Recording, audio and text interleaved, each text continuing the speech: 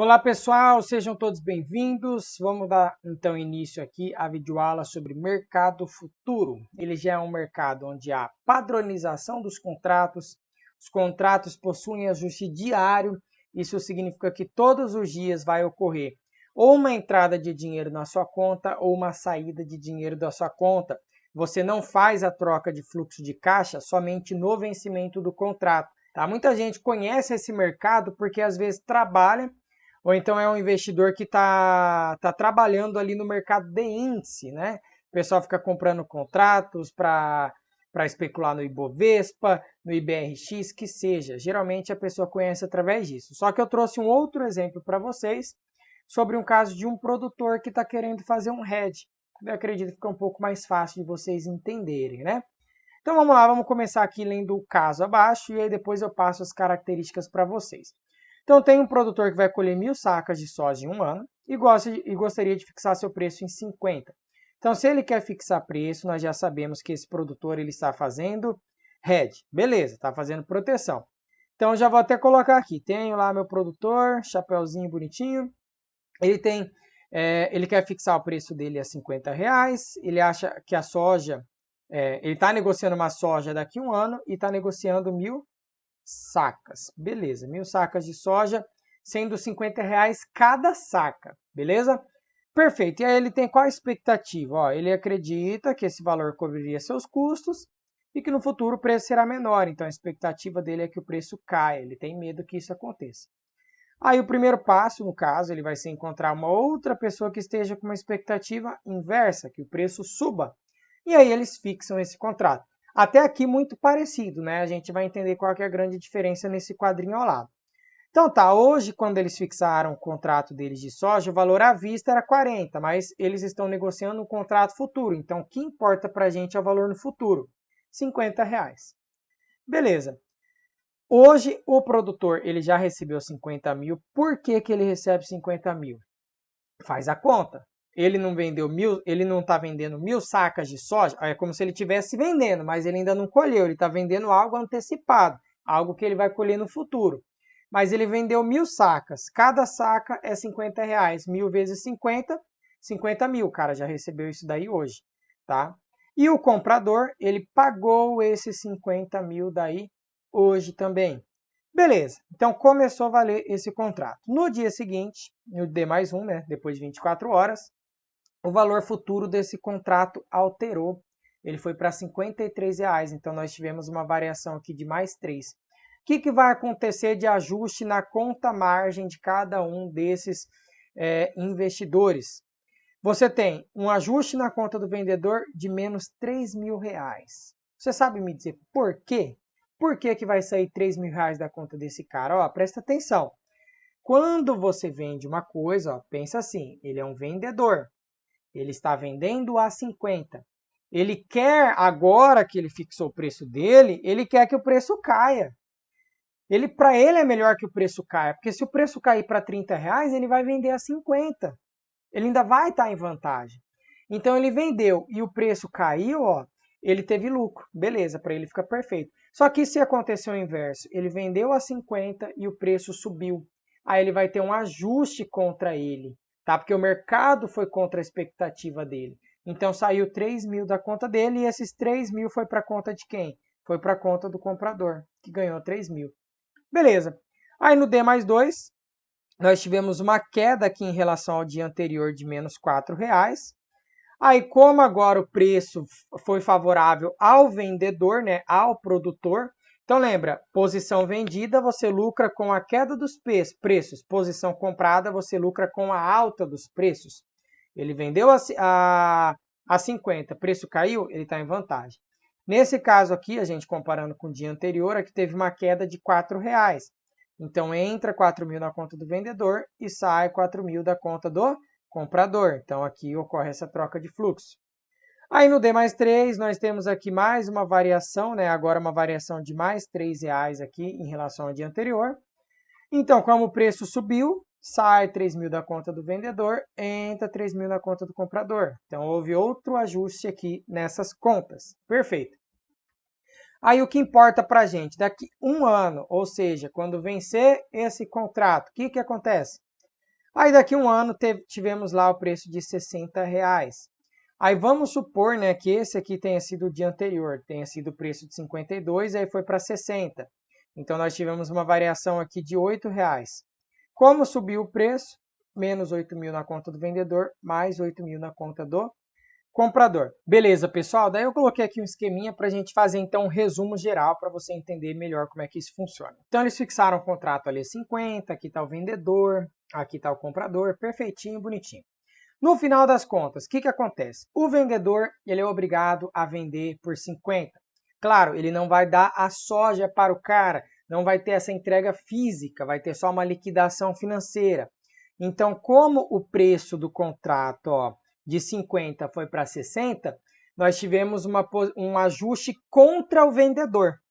Ele vendeu a 50 e agora no mercado está 60. Então vai sair quantos mil da conta dele? Vai sair 10.000 da conta dele. E no final das contas, esses 10.000 ele vai ter que mandar para quem? Ele vai ter que mandar pro comprador que vai ganhar R$10.000. Esse vai ser o lucro desse cara. Então esse cara pagou 50 e no mercado está 60, 60 menos 50, 10.000 de lucro. O comprador ganhou isso. Esse foi o lucro dele no final das contas, tá? Depois de todos os ajustes que teve desde lá do dia zero. Perfeito. Aí você deve pensar, nossa, William, tá, o produtor ele queria garantir o preço de R$50, só que no final das contas ele perdeu 10.000. Se a gente fizer o cálculo certinho aí, né, pegar 10.000 e dividir por 1.000 sacas, então, na verdade, ele é como se ele tivesse vendido a soja dele ao preço de 40. Aí eu posso falar para você exato, é como se ele tivesse vendido ao preço de 40. Só que lembra que eu falei para ele que ele não entrega soja?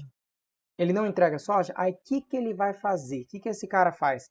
Agora ele pega a soja e vende no mercado. E aí quando ele vender no mercado a soja, ele vai vender por quantos? Pelo preço de 60.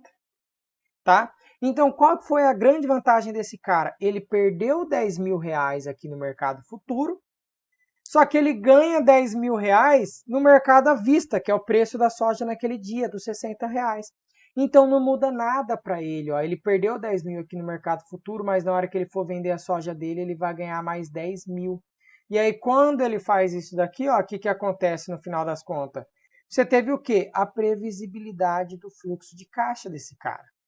Tá? Então, no final das contas, ele garantiu o preço de 50.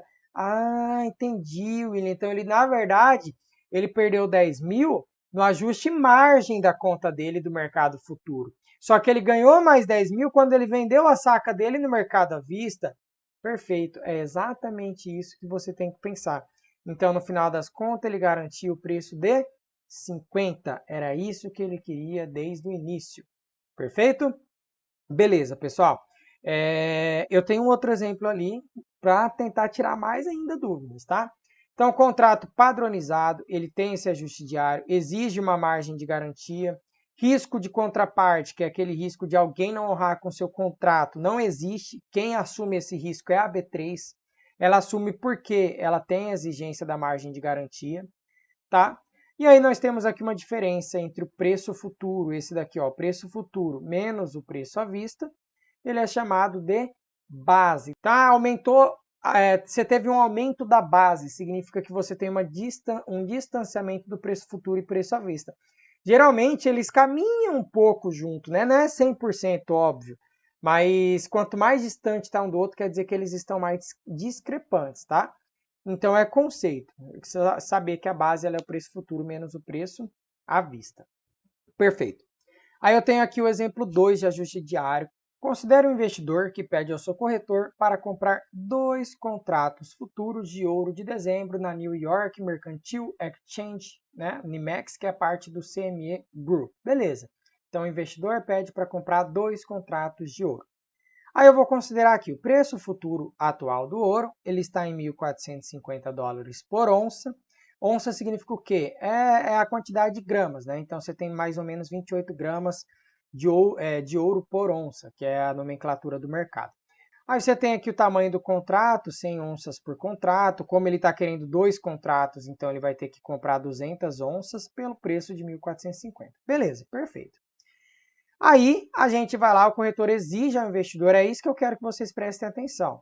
que deposite uma margem inicial de 6 mil dólares por contrato, ou seja, 12 mil. Né? São 2 contratos, ele pediu 6 mil por contrato, então pediu para o cara depositar 12 mil dólares de garantia, margem inicial. Ok, ao final de cada dia, a conta margem é ajustada para refletir os ganhos ou as perdas do investidor. Essa prática é chamada de ajuste diário ou marcação a mercado, que é exatamente isso que eu acabei de mostrar para vocês no nosso exemplo anterior. Então, o cara ele deposita o saldo inicial na conta margem e a partir dessa conta margem que está depositada, começa a entrar ou sair dinheiro. Aí o exemplo, final do primeiro dia, o preço futuro diminuiu de 1.450 para 1.441. Então você teve aqui uma redução de 9 dólares, né, no preço ali da onça, no preço do ouro. Perfeito. O investidor sofreu uma perda de 200, porque ele tem 200 contratos, vezes 9, então ele perdeu 1.800. Então o saldo da conta de margem dele, ó, ele é reduzido. Lembra que ele tinha um saldo inicial de 12 mil? E agora ele perdeu 1.800, então vai sair da conta dele isso daqui.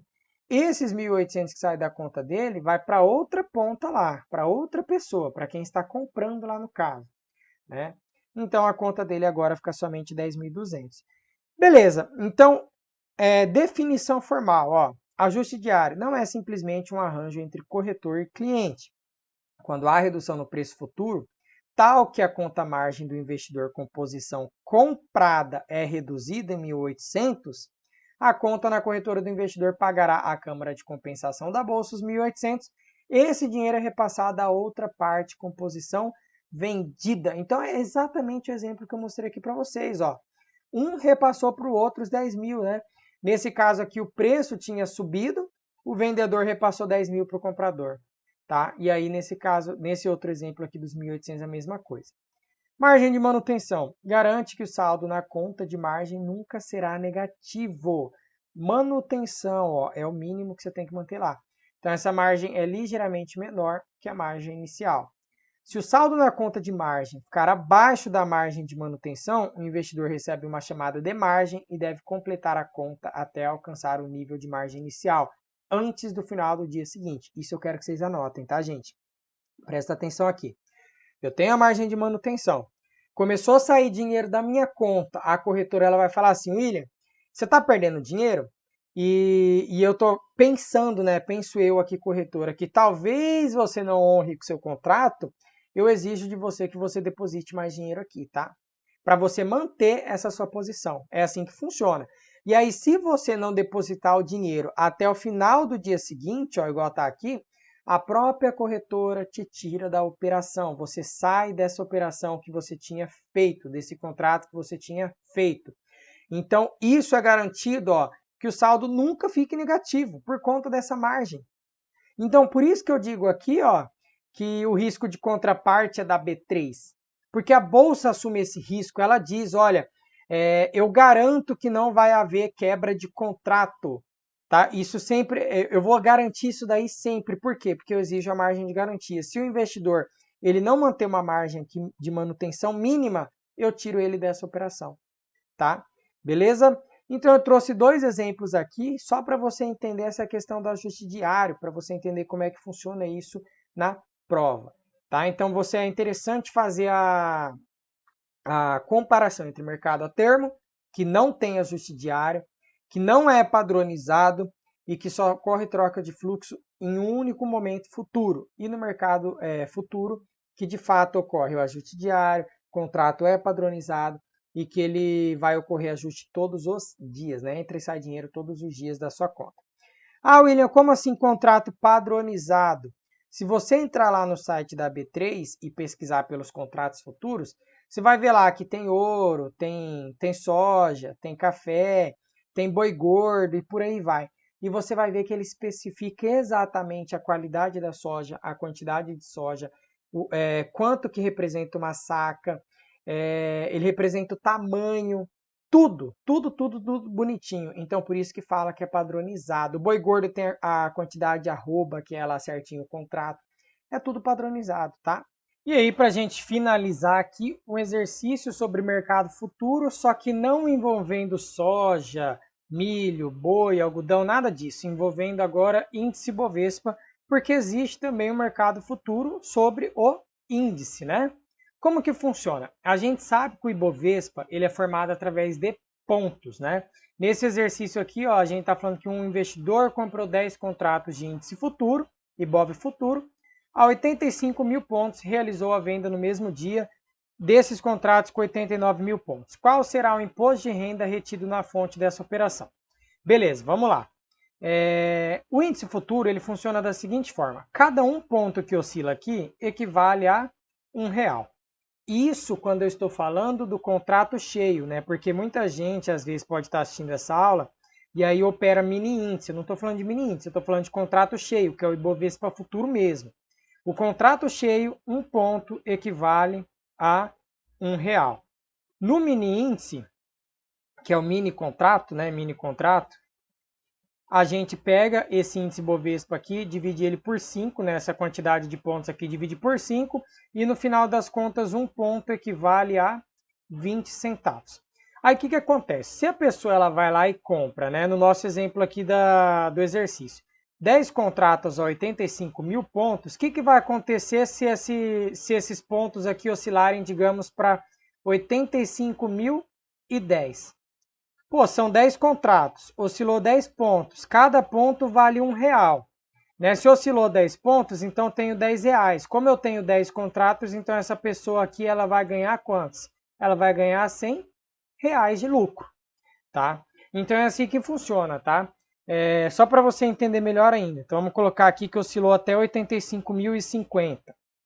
Foram 50 pontos. 50 pontos é igual a R$50, né? Cada ponto é R$1. 50 reais. E eu tenho 10 contratos, então multiplico isso daqui por 10. Então vai dar R$500 de lucro. R$500 de lucro. Tá querendo sair reis, né? R$500. E aí no mini contrato seria diferente, cada ponto é 20 centavos. Perfeito. Já introduzi vocês a essa questão do mercado futuro. Então tem como você investir diretamente nos índices. Você pode comprar índice Bovespa, pode vender índice Bovespa, você acredita que vai cair. É arriscado, né? Ainda mais que essa pessoa que fez um tal de day trade, ó, mesmo dia. Beleza, aí tá pedindo imposto de renda. Olha, gente, olha a pegadinha aqui.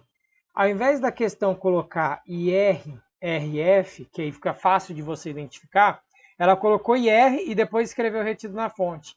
Então você tem que ligar IRRF, eu já sei que day trade, o imposto de renda normal, ele é 20%, e eu sei que o imposto de renda retido na fonte ele é igual de 1%. Beleza, aqui tem as observações que eu coloquei, já até escrevi aqui no quadro, foi feito day trade, tá tudo aqui, já tinha colocado aqui. Aí como que eu cheguei nessa resposta aqui de R$400? Ele comprou 85 mil pontos, vendeu 89, então ele teve quantos mil pontos de lucro? 4 mil pontos. 4 mil pontos vezes R$1, R$4.000. Então já vamos colocar aqui, R$4.000 que ele ganhou. Só que isso daqui eu tenho que multiplicar por 10, porque eram 10 contratos. Então, vezes 10, a pessoa teve um lucro de R$40.000. 1% de R$40.000, ela vai pagar R$400. Pode ter certeza que se tivesse uma alternativa e tivesse a letra A, B, C e D aqui, ela ia pegar uma questão que tivesse 20% disso daqui. Tá? Que daí seria lá um valor de R$8.000. Ela ia colocar lá R$8.000 na letra A. Aí se você leu rápido e você não prestou atenção, você errou a questão. Menos uma aí para sua aprovação. Boa continuidade aí de estudo para vocês, pessoal. Tchau, tchau. Lembra, pode contar comigo. Qualquer coisa, é só vir tirar dúvida, manda aí na plataforma, fala comigo no WhatsApp. O que eu quero é que vocês se tornem especialistas em investimento. Tchau, tchau.